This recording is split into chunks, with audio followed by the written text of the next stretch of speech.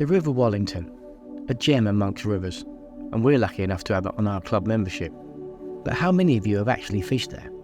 From its source near Waterlooville, the river meanders its way around Portsdown Hill and into the dammed Southwick Park Lake, exiting at the village of Southwick.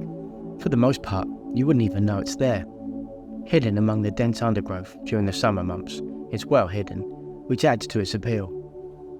On through Boarhunt, channeling its path through farms, fields and woodland, until ultimately flowing through the town of Fareham and out into Portsmouth Harbour of Fareham Creek.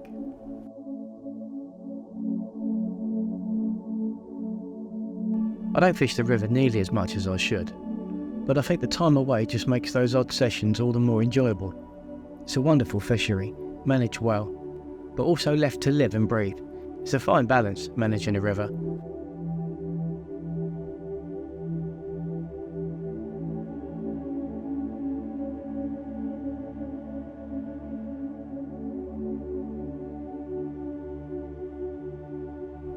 On this particular day, I arrived armed with half a pint of maggots to see just how many species I could catch in an afternoon. I headed for Boarhunt first.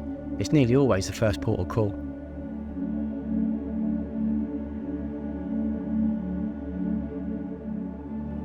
The water was flowing nicely after some rain, but it looked very coloured.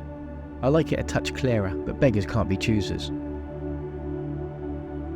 I didn't much like the look of the first swim. A snaggy looking root right in the centre put me off, so I carried on in search of another spot. That's the beauty of the river. You can walk for miles and spend 10 minutes in each swim if you like.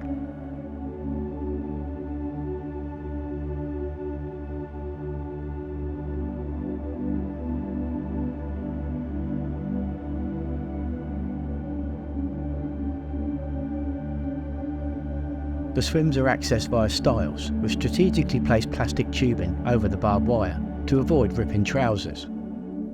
I fish with a short split cane rod, fashioned to avoid low-lying branches. This was coupled with a small centerpin reel. I flow fish with maggots on a size 14 hook.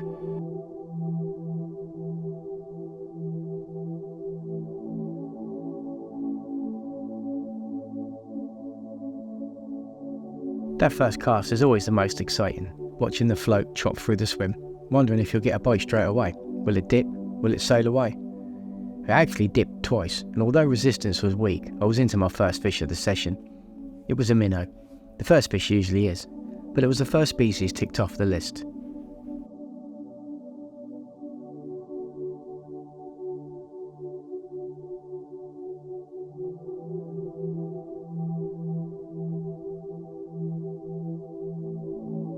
Next cast and we were away again quite quickly, although from the disturbance this one was causing, it could only be a trout. It was a beautiful wild brown, which looked to have silvered up, perhaps ready for its journey to sea.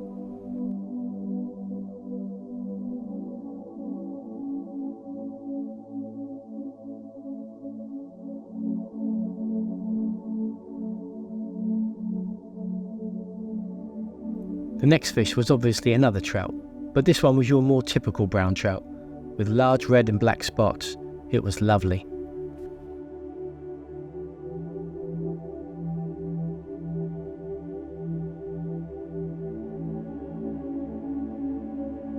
Next up was a gudgeon. The species hunt was going really well. Gudgeon are my favourite river fish. With stunning pearlescent blues and purples, they epitomise river fishing and promote a childhood innocence along with floods of memories. 2 more trots through and the swim went quiet. It was time to move on.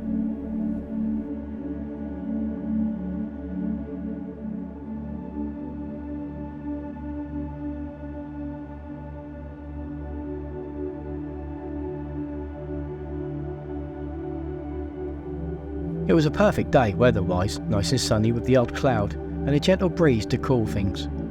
The treetops and the long grass rustling add to the atmosphere.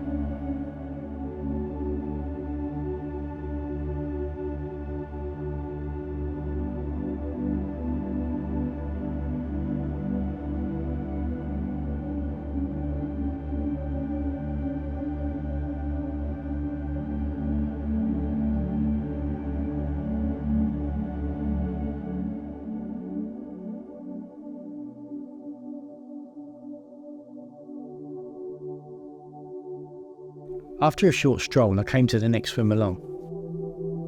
This swim had a long, narrow channel. I trotted my float through, and just at the end, the float zoomed under. On the way in, I could see red fins and silvery flanks, a rudd, one of our most beautiful coarse fish, and thankfully they live in the river too.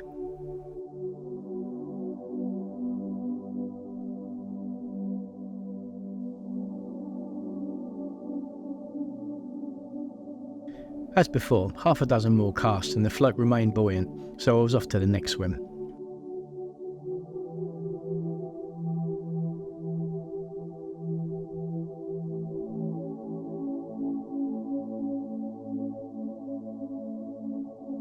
I settled on one of the next bends and managed to sit and fish with the warm afternoon sun on my face. That particular spot has a long glide, perfect for long trotting. The flow was such that with gentle persuasion, line peeled from the reel perfectly.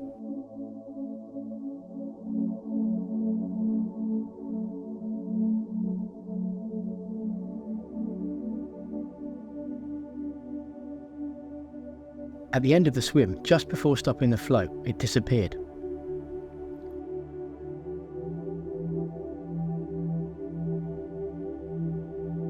That fish was yet another species, a dace. Just as I had a camera malfunction and didn't get a close-up. We'll just have to hope we can catch another one later.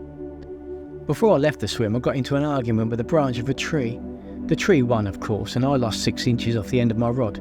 These things are sent to try us, but with the rod broken just above an eye, at least I could carry on fishing.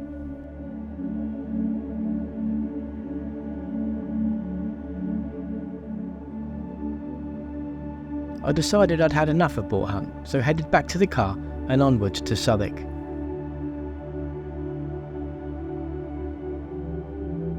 I arrived at Cheeseman's Bridge, possibly the most prolific area on the river, with a small hole just downstream of the bridge always holding a few fish to go at, including some of the fabled monster gudgeon that live in the Wallington.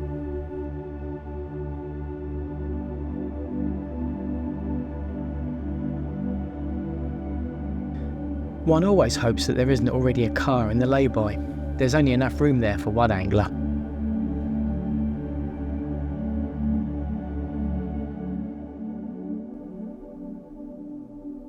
After trickling a few maggots under the bush, I began fishing, and it wasn't too long until I started catching fish.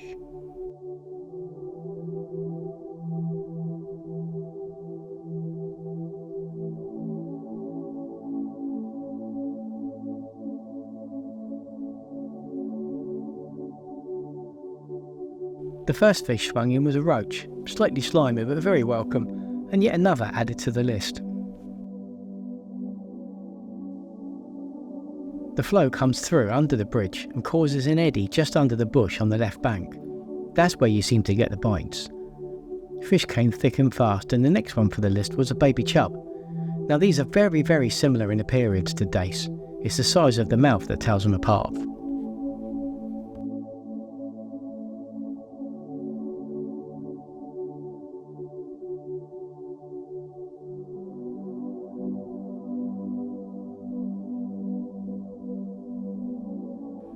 A flurry of gudgeon came. First a few of average size, but then a bit of a donkey. Not the biggest I've seen, but an impressive fish nonetheless. Then came the dace. I'd made up for my mishap with the camera earlier and could finally add it to the list.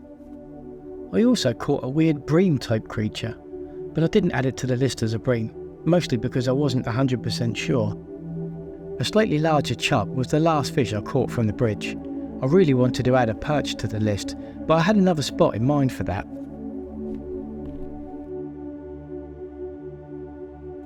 I pulled up at Southwick Pool, a lovely little spot just off the roundabout, and was thrilled to see the swim was vacant. You can catch all sorts here, and I hope to add something else to my already impressive list of species.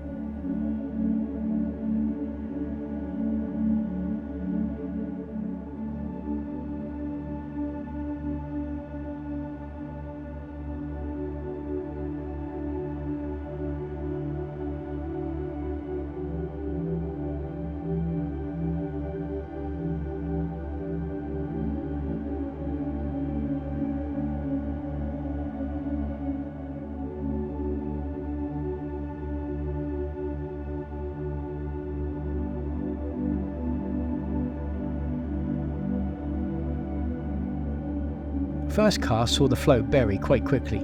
A considerable fish was hooked, and after dropping my net in the water, I lifted out a skimmer bream. At least I could add bream to the list now.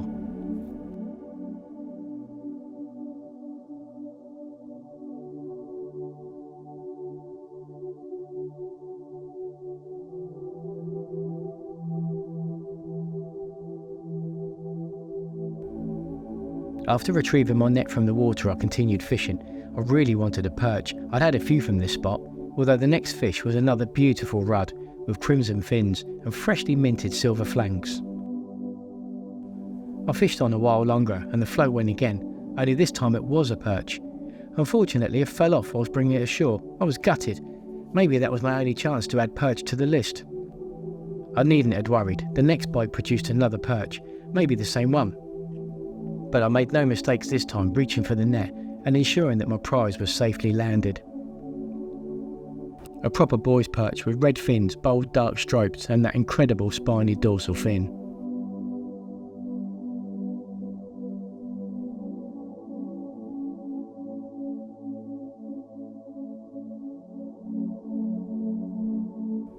A few minutes later I caught another perch, slightly larger than the first. It was a fabulous end to a fabulous afternoon's fishing. If you haven't yet visited the river, I suggest you do so.